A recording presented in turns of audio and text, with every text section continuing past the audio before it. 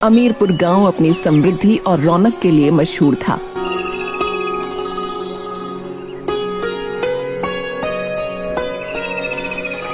गलियां साफ, चौपालें गूंजती।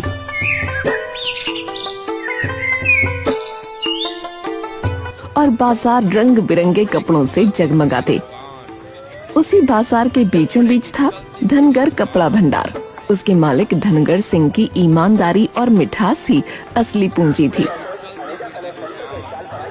अरे धनगर भाई, आपके कपड़े तो पूरे इलाके में सबसे बढ़िया है। हाँ भाई, कपड़ा चाहे महंगा हो या सस्ता, भरोसा कभी सस्ता नहीं होना चाहिए।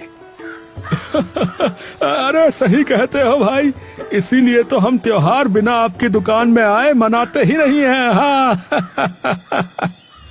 शाम ढलते ही आसमान में काले बादल छा गए। दुकान का शटर गिराते ही बिजली चमकी और मूसलाधार बारिश होने लगी। सड़कें वीरान हो गईं।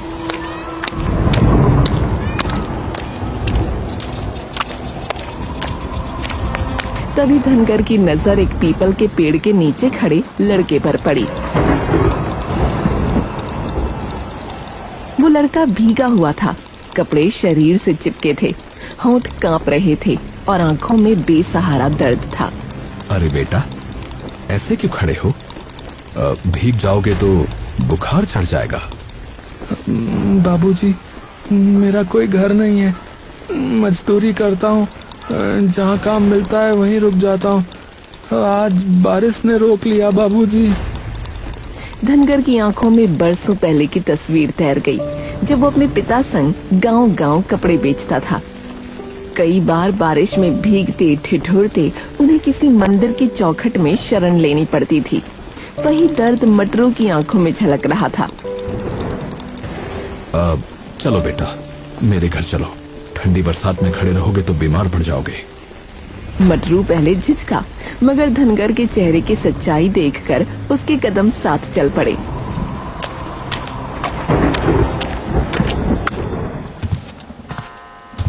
घर पहुंचकर धनगर ने अलमारी से सूखे कपड़े निकाले और मटरू को थमा दिए।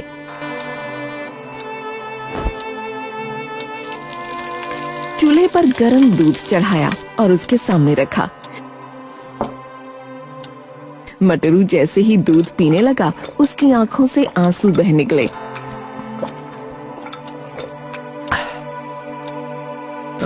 बाबूजी, इतने अपनेपन की उम्मीद मुझे कभी नहीं थी। बेटा, तू मुझे अपना ही समझ। वैसे तेरा नाम क्या है? जी मटरू, मजदूरी करके पेट पालता हूँ, पर काम न मिले तो भूखा भी रह जाता हूँ। धनगर उसकी बात सुनकर कुछ देर चुप रहा, फिर गहरी सांस लेते हुए बोला, मटरू, अगर चाहो तो मेरे साथ यहीं रहो। दुकान में हाथ बटाओगे तो तुम्हें छत भी मिलेगी और रोजी रोटी भी। क्या सच बाबूजी, आप मुझे काम देंगे? हाँ बेटा, लेकिन याद रखना, मैं सिर्फ कपड़े नहीं बेचता, मैं लोगों को खुशियां भी बेचता हूँ। झूठ, चोरी या बेईमानी मुझे मंजूर नहीं। बाबूजी, मैं पूरी ईमानदारी से काम करूंगा, आपको कभी शिकायत का मौका नहीं दूंगा।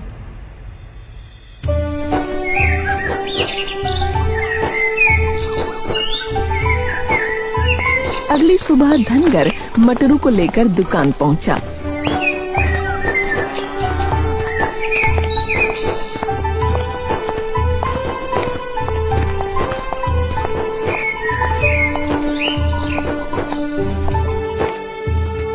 देख बेटा, कपड़े ठीक से रखना।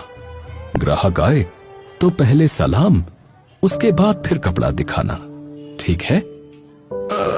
और अगर ग्राहक सलाम ना करे तो? तुम तब भी करना, यही असली धंधा है बेटा। धनगर की दुकान के सामने गुलशन कुमार की गुलशन वस्त्र भंडार थी। धनगर के यहाँ भीड़ देखकर गुलशन का खून खौल उठता था। अरे ये धनगर नया नवेला छोकरा कहाँ से उठा लाया रे? मालिक, लगता तो गांव का नहीं है। सूरत देखो, जैसे पहली बार धोती देखियो। अरे तू ज्यादा बुद्धि मत झाड़, चल चुप हो जा। धनगर की दुकान पर भीड़ थी और गुलशन की दुकान सुनी। मालिक, घंटे भर से एक भी ग्राहक नहीं आया, क्यों ना कोई दूसरा धंधा कर ले। अबे चुप रहे, ये गांव वाले बेवकूफ हैं? सब उस ईमानदार धनगर के पीछे पड़े। लेकिन याद रखना, एक दिन उसका धंधा चौपट करके रखूंगा, बता रहा हूँ, चौपट। गुलशन इतना कंजूस था कि अपने नौकर को भी फटे कपड़े पहनने देता। मालिक, कम से कम मुझे तो नए कपड़े दे दो। तेरे बाप ने पैसे दिए हैं क्या? है? चल काम पे लग जा। गुलशन की बहन साधना मंत्री किशन कुमार की पत्नी थी। दरबार में इज्जतदार मंत्री, मगर घर आते ही ताने सुनता।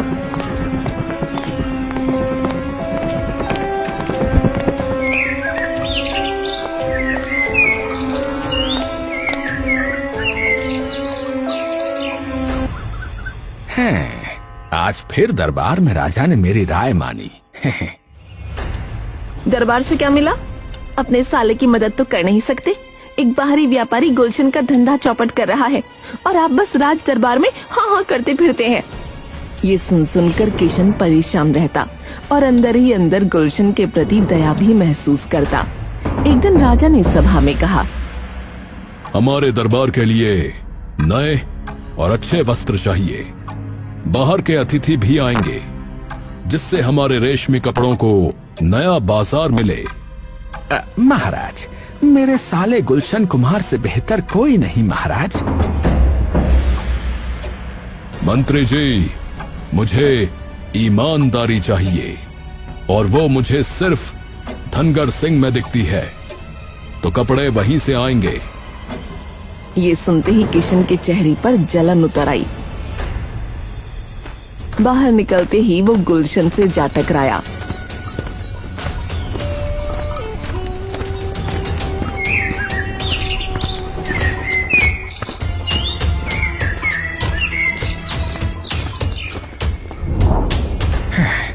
राजा ने तुम्हारे साथ अन्याय किया है, लेकिन चिंता मत करो, हम मिलकर धनगर को सबक सिखाएंगे। हाँ, यही तो मैं चाहता था। अब देखना खेल।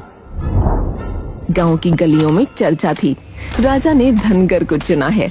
लोग खुश थे, पर कुछ के दिलों में जलन थी। अरे भाई, अब तो धनगर का नाम जो है दूर दूर तक जाएगा, और क्या। और गुलशन, अरे उसका मुंह तो देखने लायक होगा भैया। धनगर रात दिन काम में लगा रहता। मटरू भी पसीना बहाकर उसका साथ दे रहा था।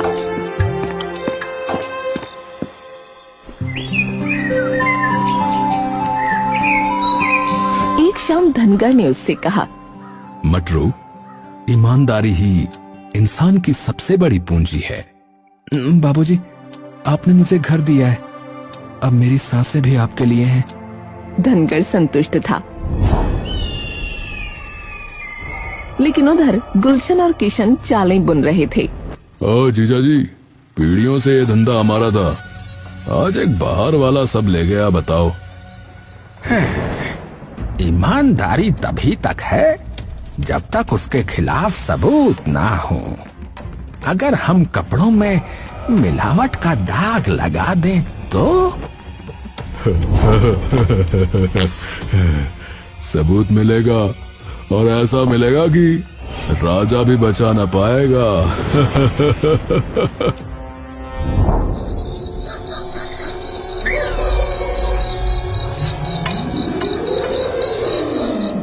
धनगर को कुछ पता न था।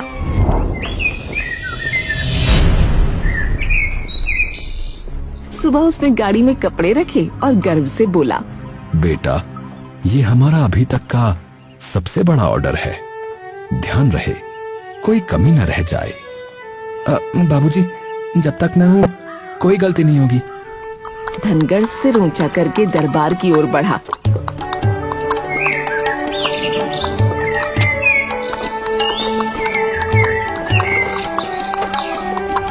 पर परछाइयों में उसके खिलाफ साजिश बुनी जा चुकी थी।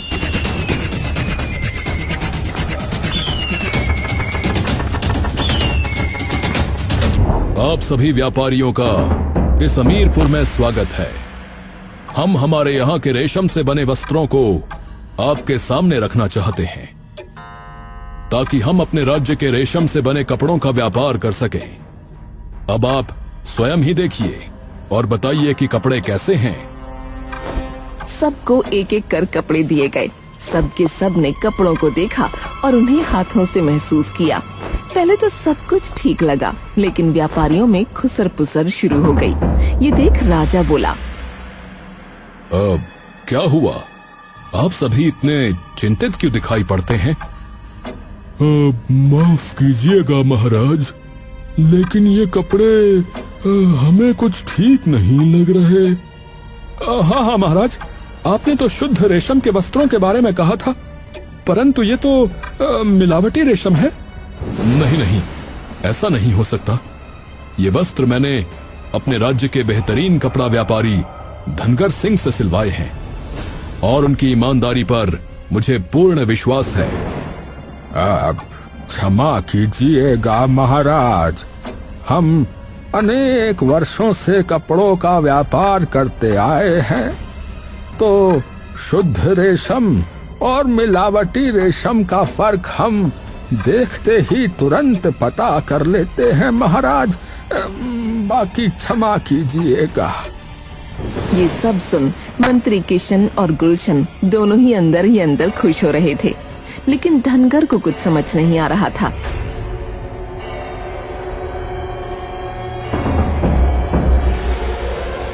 ऐसे कैसे हो सकता है महाराज?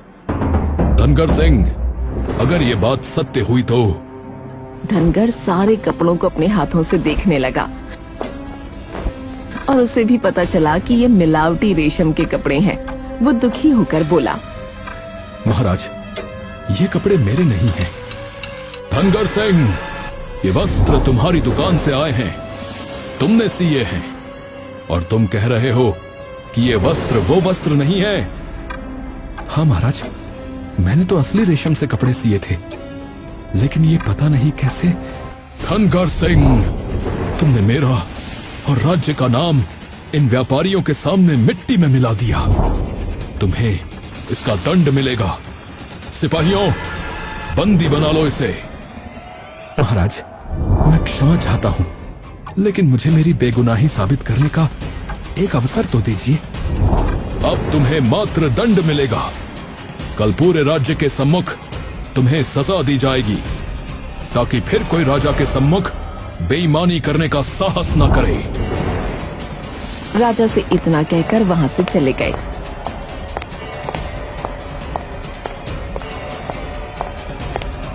सिपाहियों ने धनगर को बंदी बना लिया और ये किशन और गुलशन अपनी चाल में कामयाब हो चुके थे। उनकी खुशी का ठिकाना नहीं था। क्या जीजा जी, कैसी रही?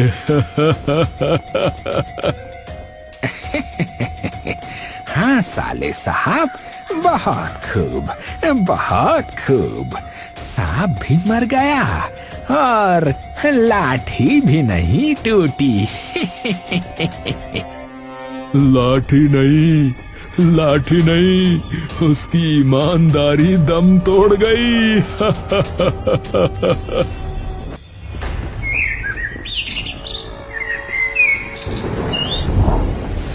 अगले दिन बाजार की चौपाल पर धनगर सिंह दोनों हाथों से बंधा हुआ सबके सामने खड़ा था। उस पर कोड़े बरसाए जा रहे थे। धनगर दर्द के मारे चिल्ला रहा था। लोग अफसोस भरी नजरों से देख रहे थे, मगर चुप थे।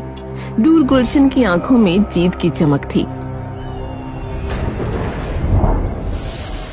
पर धनगर के चेहरे पर न डर था न गुस्सा, सिर्फ विश्वास था। धनगर ने जोर से आवाज लगाई, महाराज, मुझे अपनी बेगुनाही साबित करने का एक मौका दीजिए। आप न्याय के देवता हैं, कृपया मेरी बात सुने बिना मुझे दोषी न ठहराएं। धनगर सिंह, तुमने जो कार्य किया है वो क्षमा के लायक नहीं है। आज पूरा राज्य देखेगा कि बेईमानी का अंजाम क्या होता है। तभी एक सिपाही राजा के पास आया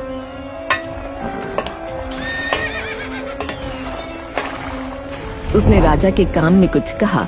राजा थोड़ी देर चुप रहा और फिर उसने कहा, धनगर सिंह, ठीक है, मैं तुम्हें तुम्हारी बेगुनाही साबित करने का एक अवसर दूंगा, परंतु तुम्हें पहले मेरे 3 प्रश्नों के उत्तर देने होंगे, अन्यथा ये दंड तुम्हें दिया जाएगा। तुम्हें मंजूर है? मैं सहमत हूँ महाराज। बाजार में सन्नाटा छा गया। राजा ने अपना पहला सवाल पूछा। तो बताओ, ईमानदारी क्या है? धनगर कुछ पल चुप रहा। उसने अपनी आंखें बंद की और गहरी सांस ली, फिर धीमी आवाज में बोला, महाराज, इस प्रश्न का उत्तर देने के लिए मुझे 1 दिन चाहिए। तब तक आप मुझे कृपया जीवित रखिए। राजा ने गुस्से से उसकी ओर देखा, लेकिन फिर धीरे से सिर हिला दिया। ठीक है, तुम्हें 1 दिन का समय दिया जाता है, परंतु तुम इसी तरह से बंधे रहोगे। पहला सवाल, ईमानदारी क्या है? धनगर ने सिपाही से एक छोटा सा बीज, थोड़ी सी मिट्टी और पानी मंगवाया। लोग हैरान थे कि बीज बाजार में बंधा व्यापारी बीज मांग रहा है। धनगर ने मिट्टी का एक छोटा सा मोंड बनाया, उसमें बीज डाला और पानी छिड़क दिया।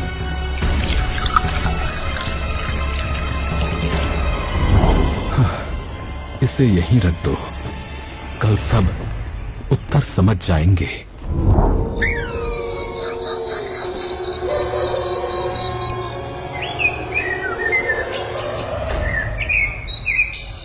सुबह हुई, बाजार में फिर भीड़ इकट्ठी हो गई। राजा भी आया।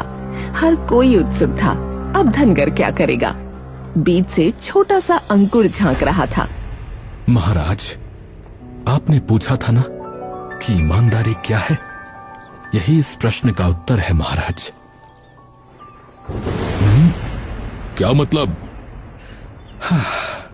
महाराज, ये बीज हमारी आत्मा की तरह है। बाहर से ये छोटा और बेमतलब लगता है, परंतु इसके भीतर जीवन छुपा होता है। ईमानदारी भी वैसी ही है। ये दिखाई नहीं देती, पर जब सही वक्त और सही माहौल मिलता है तो ये अंकुर की तरह बाहर निकल आती है और वट वृक्ष बनकर पूरे जीवन को छाया देती है। ईमानदारी का फल शायद देर से मिले, मगर जब मिलता है तो इंसान को जिंदगी भर सहारा देता है। भीड़ में हलचल हुई, कई आंखें झुक गईं। उत्तम, अति उत्तम, परंतु अभी इम्तिहान बाकी है। दूसरा सवाल, ईमानदारी की दिशा क्या है? धनगर राजा को नदी किनारे ले गया। पानी कल-कल बह रहा था, हवा में शांति थी। महाराज, देखिए, ये नदी एक ही दिशा में नहीं बहती। ये खेतों को सींचती है, गांवों को जीवित रखती है, हर प्यास बुझाती है। ईमानदारी भी वैसी ही है। इसकी कोई एक जगह या एक दिशा नहीं। ये घर में माँ बाप का विश्वास बनती है, व्यापार में भरोसा, दोस्ती में निष्ठा और राज दरबार में न्याय। ईमानदारी अगर किसी एक दिशा तक सीमित हो तो अधूरी है। इसकी सच्ची पहचान यही है। ये हर ओर बहती है, जैसे ये नदी। राजा ने गहरी सांस ली। उसके चेहरे पर संतोष उतर आया। भीड़ भी चुपचाप सुन रही थी। बहुत अच्छे। अब तीसरा प्रश्न, ईमानदारी का असली रूप क्या है?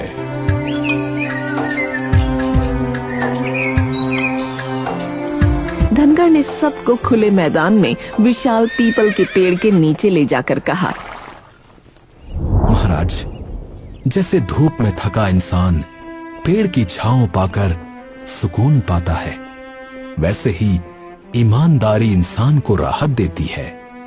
निर्धन हो या धनी, ईमानदार को सदैव इज्जत मिलती है।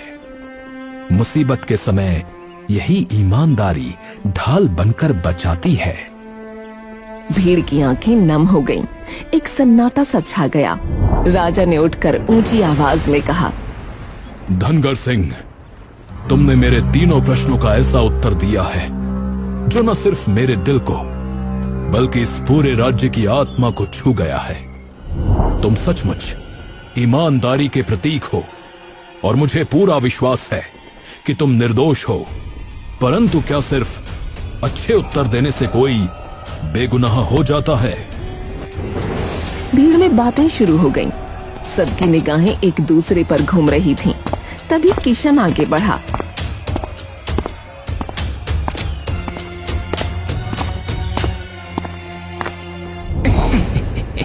महाराज, यही तो मैं भी कह रहा था महाराज। ये सब चाल है महाराज। ये व्यापारी अत्यंत चतुर किस्म का है। असली गुनाहगार तो यही है महाराज। धनगर ने गहरी सांस ली लेकिन कुछ बोला नहीं। उसकी आंखें राजा पर टिकी रहीं। तभी राजा ने इशारा किया। 2 सिपाही एक कांपते हुए नौजवान को घसीट कर लाए।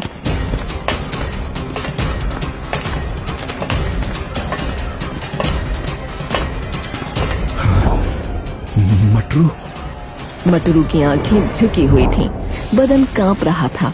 भीड़ चुप हो गई। सत्य बोलो मटरू, ये गुनाह किसका है? महाराज गुनाह मेरा है महाराज। मुझे गुलशन और किशन ने लालच दिया। उन्होंने कहा कि अगर मैं बाबूजी यानी धनगर को फंसा दूं तो मुझे बहुत धन मिलेगा। मैंने लालच में आके धोखा किया। गांव की चौपाल पर जब मटरू से जवाब मांगा गया तभी उसकी आंखों के सामने वो रात घूम गई।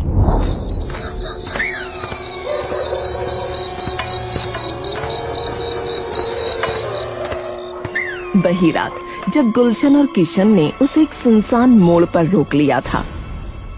ओए मटरू, ओए जरा ठहर, तुझसे काम है, रुक। क्या बात है गुलशन भैया, इतनी रात गए? हाय, कितना भोला चेहरा है। अब तुझे इसी भोले चेहरे का प्रयोग हमारे लिए करना है। जी, क्या मतलब?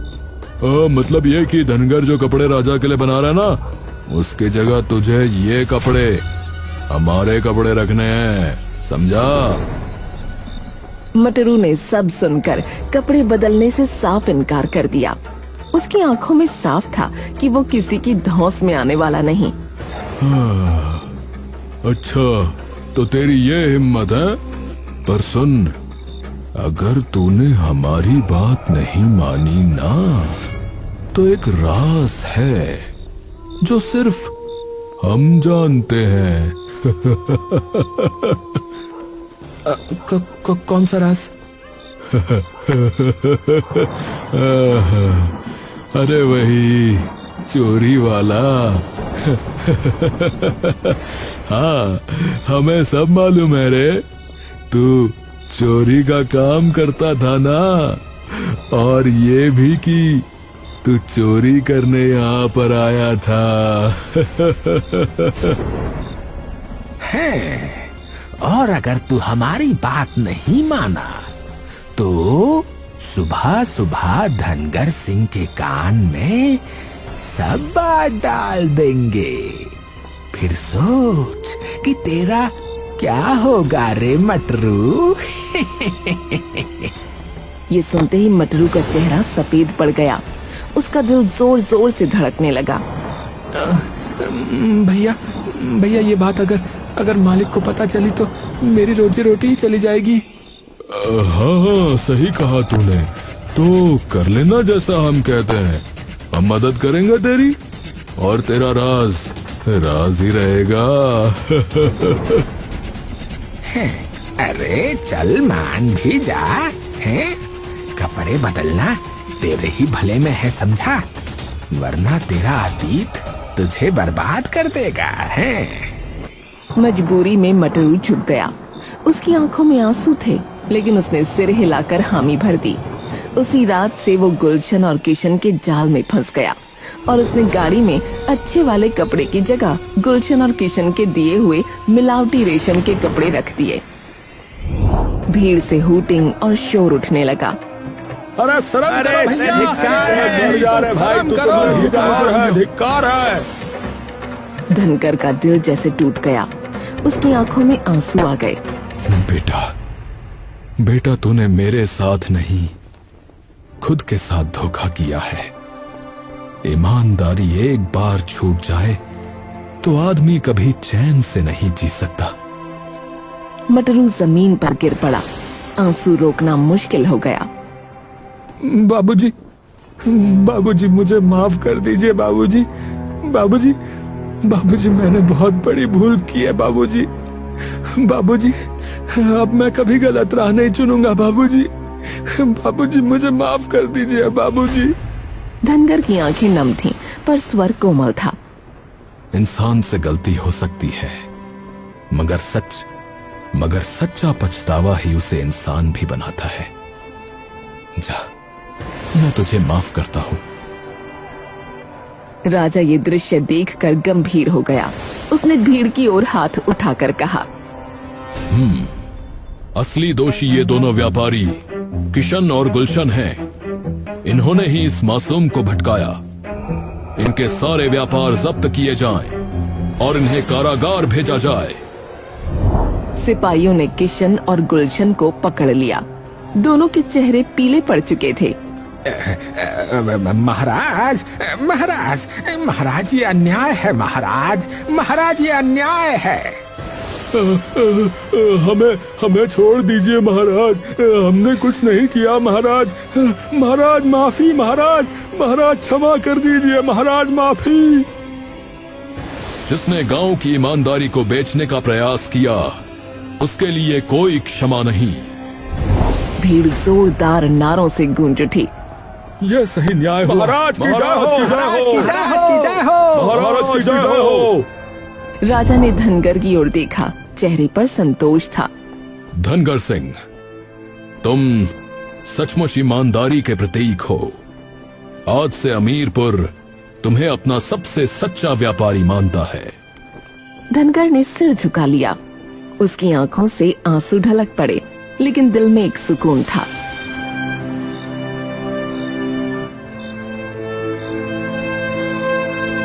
उस दिन अमीरपुर में सिर्फ एक आदमी नहीं जीता था, बल्कि ईमानदारी की जीत हुई थी।